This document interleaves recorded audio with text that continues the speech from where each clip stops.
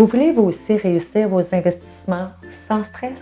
Et faites comme Myriam, inscrivez-vous à mon cours Comment bâtir un portefeuille de placement en 5 étapes.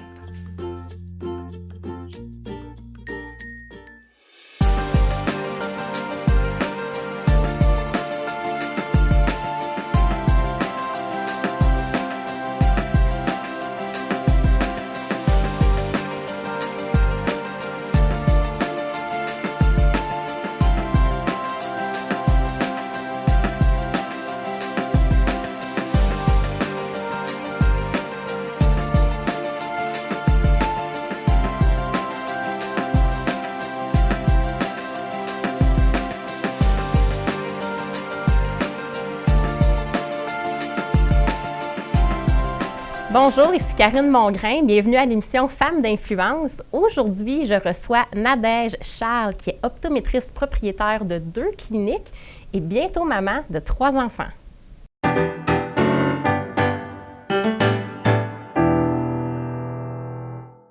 Bonjour Nadège. Bonjour Karine. Ça me fait plaisir de vous recevoir. Bienvenue. Merci. Donc, pour commencer, Nadège, est-ce que vous pourriez nous parler un peu de votre histoire et de vos entreprises en ce moment? Oui, je suis arrivée au Québec à l'âge de 14 ans et en 2006, j'ai obtenu mon diplôme d'optométrie, un doctorat de 5 ans à l'Université de Montréal. Et tout de suite, un an après, j'ai démarré ma première entreprise qui était à Brossard. Et de fil en aiguille, j'ai été à Drummondville pour finalement, depuis 3 ans, m'établir à Longueuil. Donc, j'ai ma clinique Fauveillard Optométrice dans le centre médical Pierre-Boucher à Longueuil et aussi une autre clinique à Dollard-des-Ormeaux sur le boulevard des Sources. OK, donc propriétaire de 2 cliniques, dans le fond, en tant qu'entrepreneur. Ce que j'ai lu quand on s'est parlé aussi un peu, c'est que vous avez d'autres projets. Vous avez d'autres projets en dehors de vos cliniques. Est-ce que vous pouvez nous en parler un peu? Absolument. Donc, c'est sûr que mes cliniques sont au centre de ma réalité, de ma vie, mais je cherche aussi à avoir une vie extrêmement équilibrée, tant qu'au niveau la vie familiale, la vie avec les amis, la vie de famille et tout ça.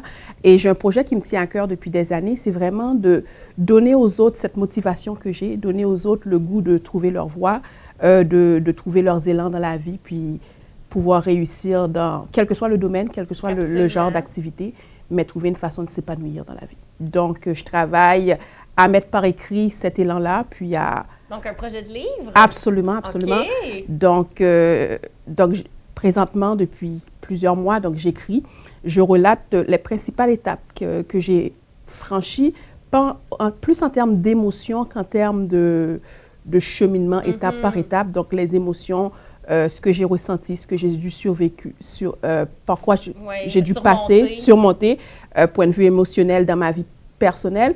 C'est un livre à caractère biographique sans vraiment être une biographie. Au fond, ce que je veux passer comme message, c'est que la vie vaut la peine d'être vécue pleinement, patiemment, pour trouver sa voie et puis être heureux finalement. Qu'est-ce qui a fait en sorte que vous avez décidé d'entamer ce projet-là? Est-ce que ça faisait longtemps que vous y pensiez ou c'est venu comme ça, l'idée vous est venue comme ça, d'être le meilleur véhicule, si je peux dire ça comme ça, pour partager ce que vous aviez envie de partager? J'ai toujours aimé écrire et l'écriture a toujours été pour moi une sorte de thérapie. Donc, quand ça allait moins bien ou quand ça va bien dans ma vie, j'ai toujours aimé écrire. Et là, je me suis dit, ben, je veux être écrivaine. Et de fil en aiguille, le projet du livre est arrivé. Je me suis dit, pourquoi pas ne pas partager mon vécu, essayer de motiver d'autres à aller plus loin dans la vie. Et finalement, c'est devenu une poésie-thérapie parce que c'est sur forme de poésie, de prose. Et finalement, de fil en aiguille, j'ai vraiment découvert cette envie d'aller vers l'autre, d'aller à la rencontre de l'autre, de partager mon histoire. Puis comme je vous dis, de dire, malgré les difficultés de la vie, puis malgré les étapes difficiles de la vie, c'est très important de focusser sur le positif, puis essayer de ne pas enterrer toutes les belles choses que la vie nous apporte parce qu'on vit certaines difficultés, mais vraiment d'aller de l'avant, puis d'essayer de trouver un petit bonheur jour après jour dans chacune des choses de la vie. Je suis curieuse de savoir, est-ce que vous avez toujours été comme ça Ou est-ce que c'est la vie, justement, qui vous a amené à avoir cette façon de penser-là? Il y a des gens qui sont toujours positifs ou justement qui vont choisir, je pense, de voir le positif dans ce qui arrive. Qu'est-ce que vous faites pour avoir cette attitude-là, cette vision-là? En date d'aujourd'hui, je ne pourrais pas dire que je suis quelqu'un de toujours positif. Okay. Parfois, je suis une montagne russe par moment, mais ce que j'ai appris, c'est vraiment de toujours travailler sur l'équilibre, de prendre des minutes de silence, de prendre des temps d'arrêt. Certains vont dire que je suis une bombe d'énergie, j'ai toujours 1000 activités dans la tête. Pour moi, les journées passent toujours trop vite. Donc, mais c'est vraiment apprendre à m'arrêter, apprendre à me dire, ben aujourd'hui, je n'ai pas réalisé tout ce que je voulais, mais qu'est-ce qui est le plus essentiel?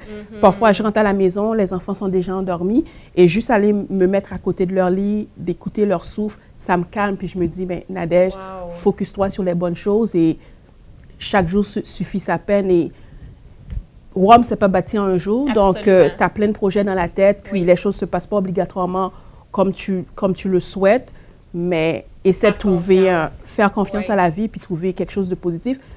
En général, on va me dire que je suis quelqu'un de positif, mais dans ma vie de tous les jours, j'ai des petits démons intérieurs que je combats. Donc, c'est pourquoi je dis que ça peut paraître de l'extérieur super facile parfois. J'ai des gens qui me disent « Ah, tu as toujours été bonne à l'école, tu as bien réussi, tu as eu de bons parents, tu as été bien encadrée. » Mais je pense que... Et justement, je parlais à quelqu'un qui me disait « Ton livre, qu'est-ce qu'il apporte? Parce que tu es une professionnelle, dans ton cas, toi, c'est pas comme quelqu'un qui a souffert dans la vie. » J'ai dit « Tout est relatif. » Parce que moi, je suis quelqu'un qui aime aider. J'aime pas voir la souffrance. Donc, voir quelqu'un souffrir, ça a toujours été pour moi Vous avez envie d'aider, vous avez envie de redonner, de faire la différence. Et il n'y a personne qui est Dieu dans la vie. Donc, ça a été un de mes défis. Oh, wow! Merci de le partager avec nous. Je trouve ça tellement un beau modèle. Je le disais lors d'une entrevue précédente. Souvent, on pense que les entrepreneurs sont très axés sur leurs propres affaires, ça va vite. Mais je trouve ça magnifique de voir une femme comme vous qui avez, oui, vos entreprises, oui, vous avez du succès en affaires, mais en même temps, vous êtes tellement humaine, vous avez cette générosité-là de vouloir redonner, de vouloir faire une différence, d'être consciente que les gens ont besoin de ça. Donc, merci pour vraiment votre vulnérabilité de partager ça avec nous. Je suis certaine que ça va toucher les gens. En terminant, est-ce que je peux vous demander quelle est peut-être votre vision pour l'avenir ou les prochaines étapes de votre vie? C'est sûr que je veux faire grandir mes cliniques, pouvoir répondre adéquatement aux besoins d'un grand nombre de personnes. Pour moi, la vue, c'est quelque chose de super important. Je veux vraiment bien accomplir mon rôle de mère de 3 enfants, être une bonne épouse et surtout, je veux porter ce message que j'ai dans ce livre-là, devenir auteure, conférencière et rejoindre le plus de monde possible. Absolument. Wow. Je suis certaine que vous allez toucher beaucoup de gens. J'ai vraiment déjà hâte de le lire. Absolument, merci beaucoup, Nadège, d'avoir été plaisir. avec nous. Merci à vous de nous avoir écoutés. On se retrouve très bientôt pour une prochaine émission. Au revoir.